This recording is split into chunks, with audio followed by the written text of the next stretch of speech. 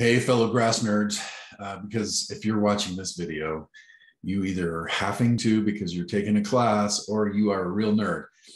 Today, we're going to talk about turf grass morphology and ID, and maybe not the most exciting thing in the world. Let's jump right in, though. Share my screen here with you. There's lots of diagnostic keys that are out there in terms of identification. Here's one, for example, I like Ohio State University. You can see different types of identification keys. You can kind of just walk down through this list, and it says like step one, ligule, not a fringe of hairs. What does that even mean? What is a ligule? Folded vernation down here. Again, what's vernation? So let's talk about that. I'm not going to help you become experts in this.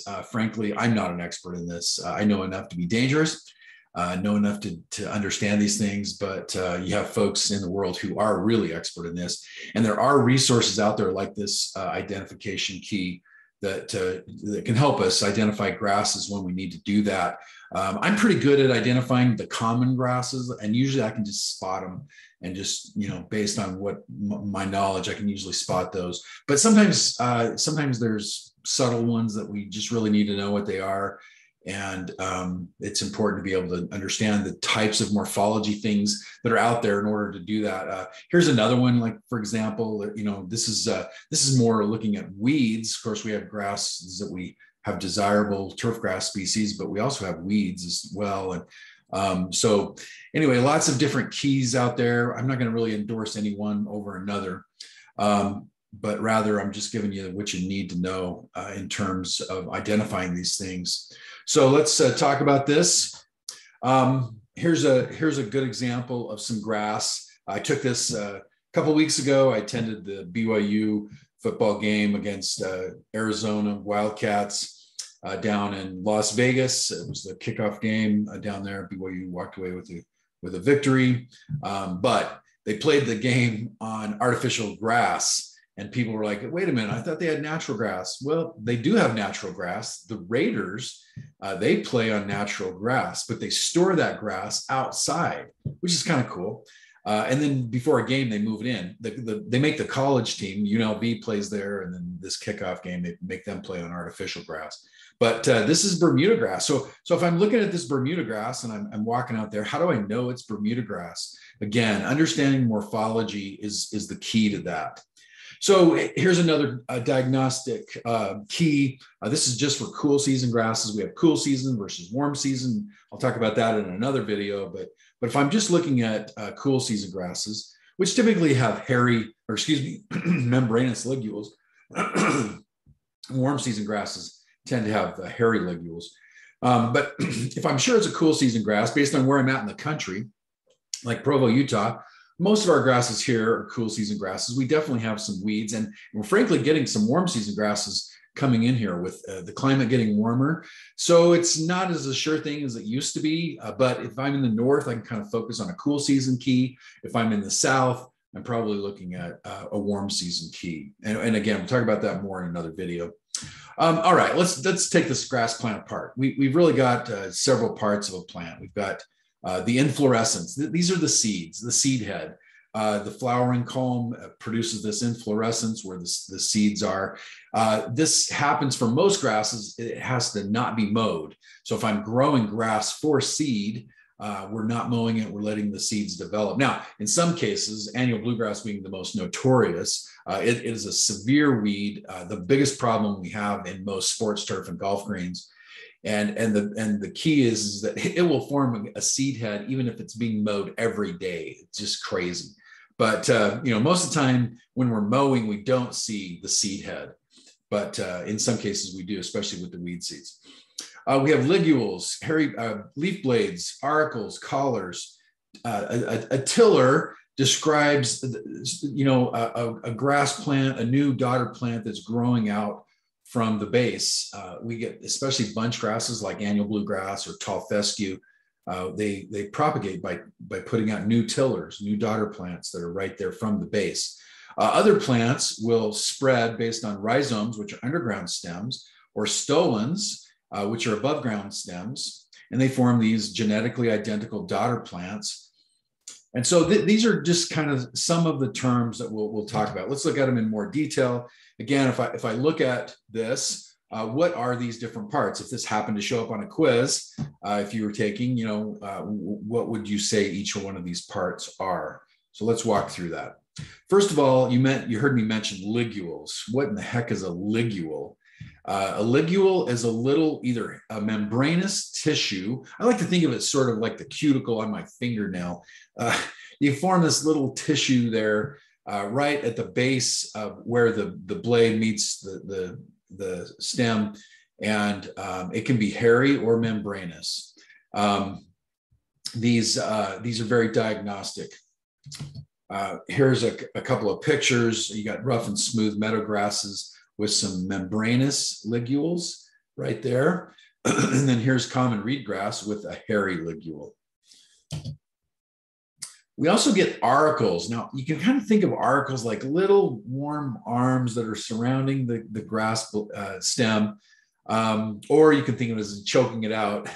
Some of these things can be very diagnostic, like quackgrass, for example, has these long clasping auricles that wrap around. So it's this guy right here that wraps around. You can have them long clasping like that, or you can have them short and stubby, like some guys like me have short, stubby arms, or they can be absent.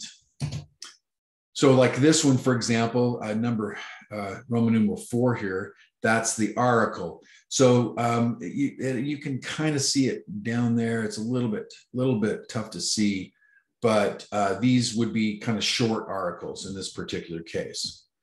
All right, now let's talk about the collar. Just like I'm wearing a shirt with my collar, grasses have collars. We can use them for identification. They happen right where those auricles are, except for on the backside of the plant. You can see, in this case, a broad collar or a narrow one, or sometimes we have a divided collar, or it can even be virtually absent. Here's some examples of those. Dallas grass with a continuous auricle. It's almost divided. It's wider here on the edge, so that can be diagnostic as well. Here's fountain grass with basically very little. And then here's a picture with a collar. All right, we also have what we call the sheath. If we flip the grass plant around again and look at the front, here's again where the auricles would be. So just below where those auricles are, at this base of where the blade is meeting the stem, I have what's called the sheath margin. So it can be split like this guy. It can be closed. Almost like a shirt. Think about like the close is like a pullover shirt. A split is like my shirt with buttoned up. And then you can have split overlapping. So these are different types of sheath margins that can be diagnostic. So in this case, again, it's a little tough to see. You have to look kind of hard. Sometimes you got to get a magnifying glass out, but you can see that this is a split sheath. Roman numeral 5 there. Vernation is another thing that can be diagnostic. We get folded vernation or rolled vernation. Very distinctive and easy to spot. Now, this is the new tissue that's growing. It's coming up out of that junction where the leaf blade is meeting the stem, and it's putting out the new blade. And as that is emerging, if I were to take some scissors, which is what's represented here, and kind of cut that off, you would see that in this case on the left, it's folded, versus I get a rolled vernation of that new tissue coming out. So here's a picture of rolled on the left, folded on the right. We also have vernation. Now that's confusing because they sound so similar. So we just looked at vernation. Now we're looking at veination, and we're really looking at the veins. Here's one with a very prominent midrib without much other veination. And here's one with veins all across the surface. Here's some very prominent veins in this particular grass on the left, and this one on the right, there's really not much. It just looks like flat tissue with no veins really apparent. They're still there, but they're just really small, and you can't really see them without microscope magnifying glass. So, vernation versus veination. Here's a picture of me when I'm a younger man. I'm kidding. Arnold Schwarzenegger here. With me, no veins showing, too much fat. But with Arnold, you can see his veins. And so again, that's kind of veins, veination versus vernation, being rolled versus folded. Okay, now leaf blade tips. This can be really diagnostic. It's very helpful to see. We get acuminate, which are very skinny, pointed leaf blade tips. We get acute, which is more of a wide, broad tip, and then we get boat-shaped tips, where it's kind of like a hull of a ship, and that can be very diagnostic, particularly for Kentucky bluegrass. The bluegrasses tend to have these boat-shaped tips. It's one of the best diagnostic tools right there. If you're looking at that and you see a boat-shaped tip, you know you've got a bluegrass. Now it could be different kinds of bluegrass, but at least I would narrow me down right there. It's one of the best diagnostic tools we have. So here's some pictures of some different types of boat-shaped tips. Some are more narrow or wider than others. We also can get different blade cross sections. They can be flat, V-shaped, involute, keeled, thread-like. Those can be diagnostic as well. And again, I mentioned the stolons. Here's a picture of some stolons there down on the bottom right.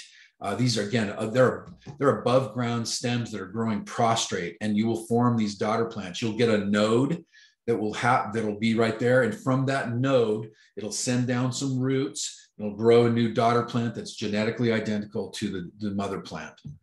And then rhizomes are, again, very similar. It is an underground stem, though, instead of above ground. Now, what's the difference between that and a root? Well, you can kind of see that here in the picture, as well as the diagram. They tend to be thicker. They have nodes, whereas the roots don't.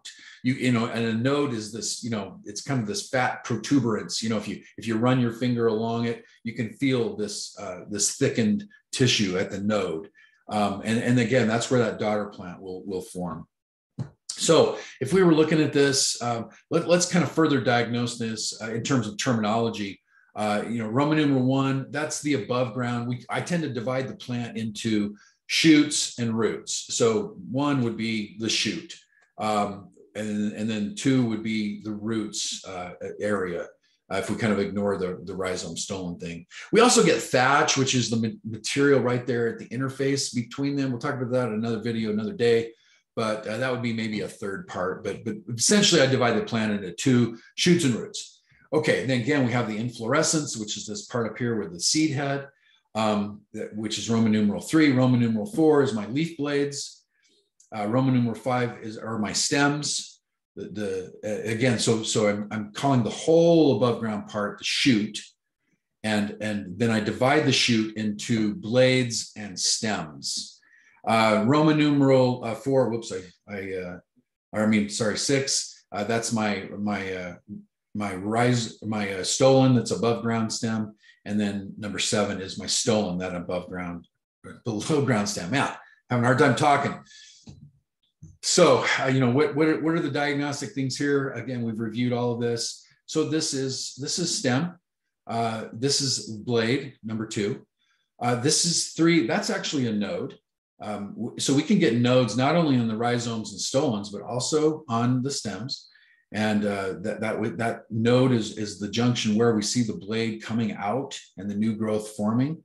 This is heading up to be an inflorescence in this particular case, or you can just be forming new blades. 4 are, again, the auricles, and 5 is the sheath. So these are, again, some very diagnostic features. So you never know what you're going to see out there in the grass world. You need to be able to identify things. Hopefully this is helpful. And if you're asleep, time to wake up. Thanks, guys.